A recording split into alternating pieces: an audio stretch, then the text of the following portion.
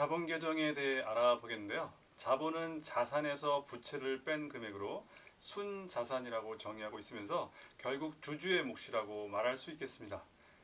회사의 자산은 크게 두 가지에서 조달되는데요. 바로 부채와 자본입니다.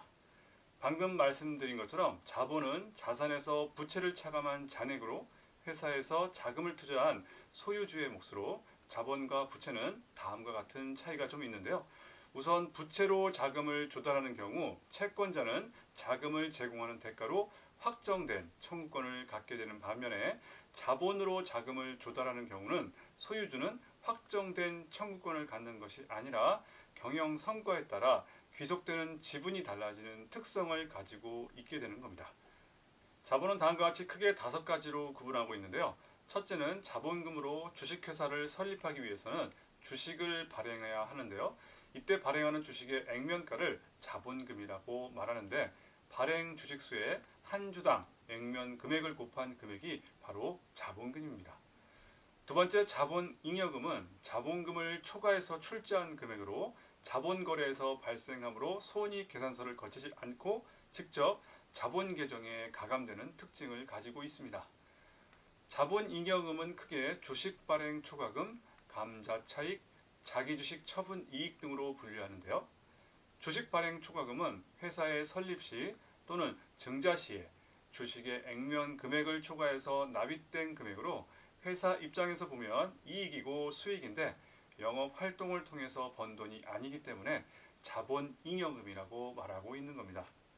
감자차익은 자본을 감소하는 과정에서 발생한 것으로 액면가보다 주식 가치가 더 떨어져서 자본 감소 금액이 자본금보다 적게 들어서 회사 입장에서는 이익이고 수익이지만, 마찬가지로 영업활동이 아닌 자본에서 발생한 금액이기 때문에 주식 발행 초과금과 같이 이익잉여금이라고 말하지 않고 자본잉여금이라고 말하는 겁니다. 마지막으로 자기주식 처분이익은 회사가 보유하고 있는 주식을 처분하여 생기는 이익으로, 이것 또한 영업활동이 아닌 자본거래에서 발생한 이익이기 때문에 이익잉여금이라고 말하지 않고 자본잉여금이라고 말하고 있음을 알아두시면 좋겠습니다. 자본의 세 번째, 자본조정은 자본잉여금과는 반대 개념으로 주주와의 거래에서 손해가 발생한 금액인데요. 주주 입장에서는 이익이지만 회사 입장에서는 손해이므로 자본조정이라 표현합니다. 다시 말해 자본조정은 자본거래에 해당하나 최종 납입된 자본으로 볼 수 없거나 자본금 또는 자본잉여금으로 분류할 수 없는 항목으로, 대표적으로 주식 할인 발행차금, 자기주식, 감자차손, 자기주식 처분 손실, 배당건설이자, 주식 매수 선택권 같은 것들이 있습니다. 주식 할인 발행차금은 주식을 액면 금액 이하로 발행한 경우로 영업활동을 통한 손실이 아니기 때문에 자본 조정으로 구분하고 있습니다. 주식 할인 발행 차금의 반대 개념은 좀 전에 말씀드렸던 자본잉여금 항목의 주식 발행 초과금이라 말할 수 있겠습니다. 다음, 자기주식이란 주식회사가 일단 발행한 자기회사의 주식을 다시 취득한 것을 말하는데요. 이를 금고주 또는 재취득 주식이라고 말하는데, 결국 자기주식은 자본거래 중에서 자본이 변동하는 과정으로 자본 조정 항목에서 차감 표시하게 됩니다. 또 감자차손이란 감자차익의 반대 개념으로 자본을 감소하는 과정에서 발생하는 것으로, 액면가보다 주식가치가 더 상승하여 자본 감소 금액이 자본금보다 더 많이 들게 돼서 사실 주주 입장에서는 이익이지만 비용을 지출하는 회사 입장에서는 손해겠죠. 그래서 회사 입장에서는 손실이지만 비용으로 교정하지 않고 자본 조정으로 들어갔다가 나중에 이익잉여금에서 조정해 준다고 이해하시면 좋겠습니다. 다음 네 번째, 자본의 기타 포괄 손익 누계는 아직 손익으로 확정할 수는 없으나 포괄적인 의미에서는 향후 잠재적인 손익에 해당하는 항목으로, 대표적으로 매도 가능 증권 평가 손익이 있습니다.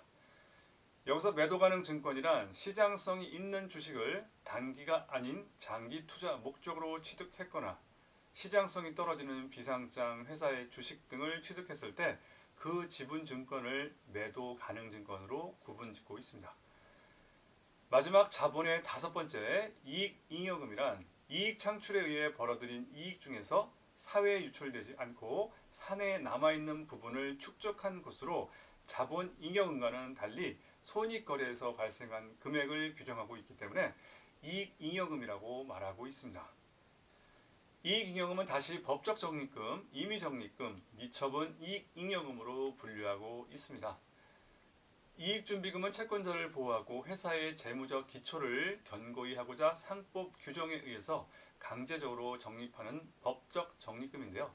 주식회사는 자본금의 2분의 1에 달할 때까지 매 결산기의 현금 배당액의 10분의 1 이상의 금액을 이익준비금으로 적립해야 합니다. 재무구조 개선 적립금은 상법 위의 법률에 따라 적립하는 유보이익을 말하는데요. 주로 재무구조가 안 좋은 기업에 적용된다고 보시면 되겠습니다. 임의적립금은 법률에 의하지 않고 회사가 임의적으로 일정한 목적을 위해서 적립하는 것을 말하는데요. 회사는 임의적립금의 적립을 통해서 스스로 배당을 제한하는 효과를 가져올 수 있습니다. 기업이 특정 목적을 위해서 자발적으로 현금 배당을 제한하는 것이므로 해당 목적이 실현되고 나서는 이를 다시 현금으로 배당할 수 있겠습니다.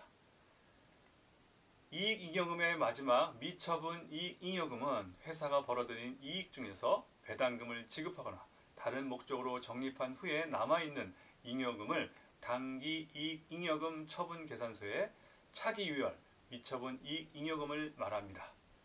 이 이익잉여금을 기초로 해서 주주에게 배당을 지급하게 되는데요. 배당은 현금 배당, 주식 배당, 현물 배당으로 구분하고 있다는 거 참고하시면 좋겠습니다. 이상으로 자본 계정에 대해서 말씀드렸습니다. 다음 시간은 수익 계정에 대해서 설명드리도록 하겠습니다.